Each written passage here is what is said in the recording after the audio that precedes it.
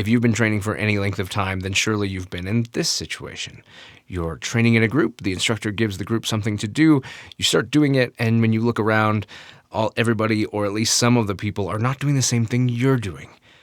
So you get confused, you get concerned. Am I doing the right thing? Are they doing the right thing? That's not what I think we're supposed to be doing.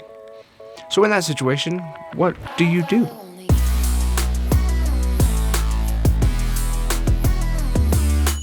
Honestly, I think this is one of the most prevalent, most difficult lessons to learn, and the one that impacts your life perhaps the most. It's allowing yourself to trust yourself, to realize that you heard what you heard, you understood it the way you understood it, and then when it came time to do it, you did what you thought you should do. You look around, not everybody is doing the same thing you're doing. Maybe the whole class is doing something that's different than what you're doing. Maybe most of the people are doing what you're doing, but there's only one or two people who are doing something different. Either way, you're in a situation where what you're doing doesn't match the people around you. And in this moment, we have doubt. We have fear. I'm not doing the right thing. I'm not good enough right now. I could be doing better. Surely I misunderstood. Why don't I know what to do?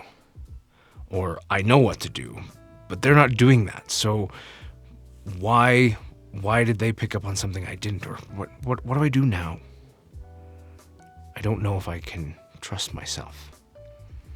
I have doubt.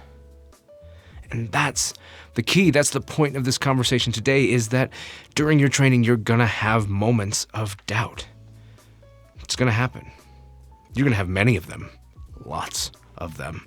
You're going to have these periods of time, these whole plateaus where you have doubt. And maybe another time we'll talk about the whole plateau situation. But when you see other people doing something different than what you're doing, when you thought for sure you had it right, you have doubt. I think that one of the most important things you can do is trust yourself. Trust yourself that you heard what you heard. You understood what you understood, and you're doing what you think you should do. And that it's okay to trust yourself. You know what? I want you to hear right now that it's okay to be wrong. In that moment, maybe you're doing it right and everybody else is doing it wrong. Maybe you're doing it wrong and everybody else is doing it right. Maybe it's a 50-50 split. Maybe it's all over the place. All of those situations are going to happen. You're going to end up in every single one of those. But the most important is that you trust yourself. And it's for two really important reasons that I think. Which the first one is, in life, you need to trust yourself. If you're constantly second guessing whether or not you're doing the right thing, then you're probably not doing anything. You're certainly not moving forward. So you have to be able to trust yourself. You have to be able to commit to your understanding and act. Because a situation without action goes nowhere.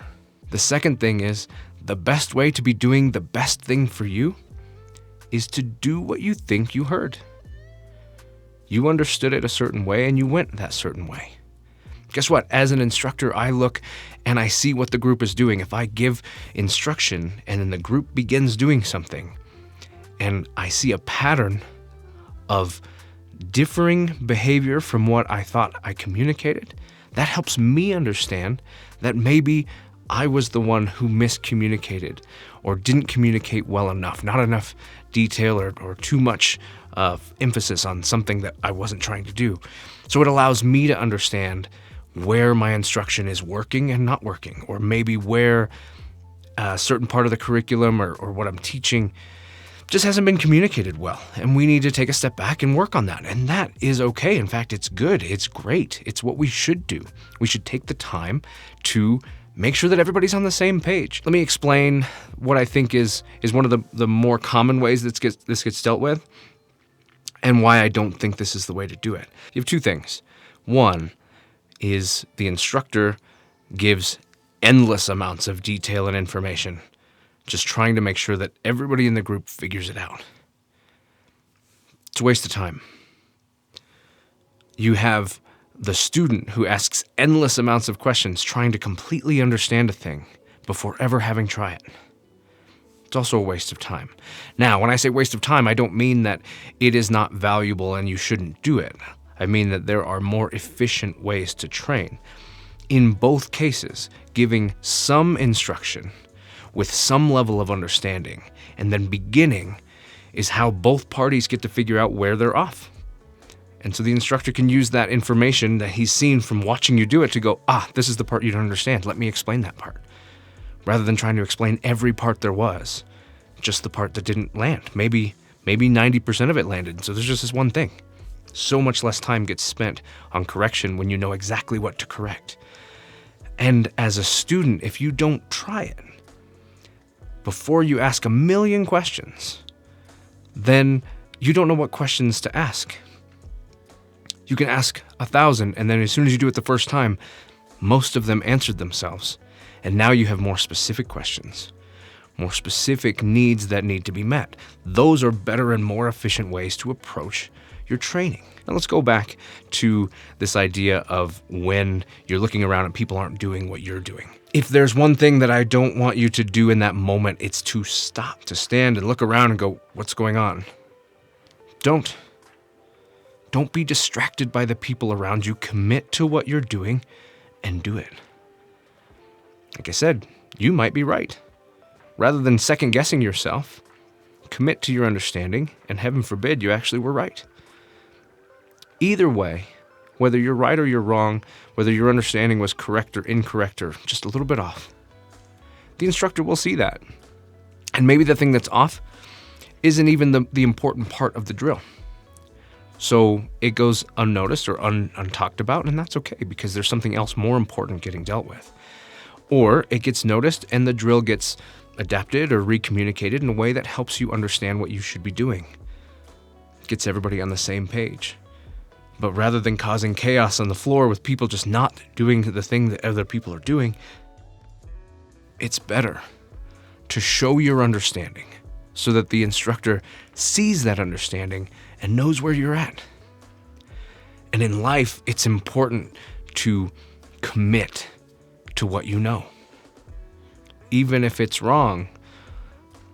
This is something that was drilled into me by my instructor, and I continue to drill into my students, which is I would rather have you do something incorrect. It could be absolutely incorrect, but do it with such conviction and such intent that when you do it, I'm second guessing myself as to whether or not I'm understanding correctly. It's a confidence thing. Being so confident that you execute perfectly is always better than a mediocre execution of of your understanding, whatever your understanding is. If you aren't sure about it, so you do this mediocre execution of it, well, who are you helping? You could either not do it, get more clarification, and then do it fully, or take your understanding and move forward. I will always choose the second. I'd rather you not choose not to act, to do nothing. It's a bad habit in life to do nothing. Rather than commit fully with the understanding that you can process and make adjustments where needed. And worst case, when it's done, hey, that wasn't what I was looking for. This is what I'm looking for. But do it exactly the way you just did. That execution was great. Can we do that, but do this thing instead? But with that same level of intensity, that's perfect. I love it. Or, hey, that's not what I meant. But I love what you did so much, I'd rather you do it that way. Heaven forbid that I see what you're doing and I like something about it more than what I thought I knew. Remember, you are not me. What I ultimately think you should do and what fits you best won't always be the same. So commit to doing what you know how to do, the way you know how to do it, the way you understand it. Clarity will develop for everyone on all fronts. Clarity of how the drill was communicated, clarity of your understanding, clarity of what you're capable of and what works best for you. Everybody gains from this clarity. So you do so much for yourself to commit. And this, I keep saying it matters in life too. If you're given an instruction, you just can do it. And if it needs to be adjusted, that's okay. Don't be devastated that you had to be corrected.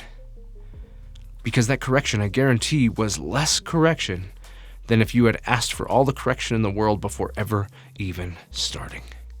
And again, analysis paralysis is one of the worst places to be. Overthinking it so much that you do nothing gives you no better understanding. There is no clarity, even though it feels like it, because you're picking apart every part and you're thinking about every little thing. But meanwhile, you're understanding nothing, or you're starting to greatly understand something that has nothing to do with anything because you've spun off in this other direction. So instead, act. Trust in yourself. Believe that you have an understanding, whatever that understanding is, and commit to it. Have confidence in what you're capable of and what you understood. What you're able to do, what you understand, will be known. And any amount of adjustment can easily take place. Don't be afraid to be wrong, but do be afraid to do nothing.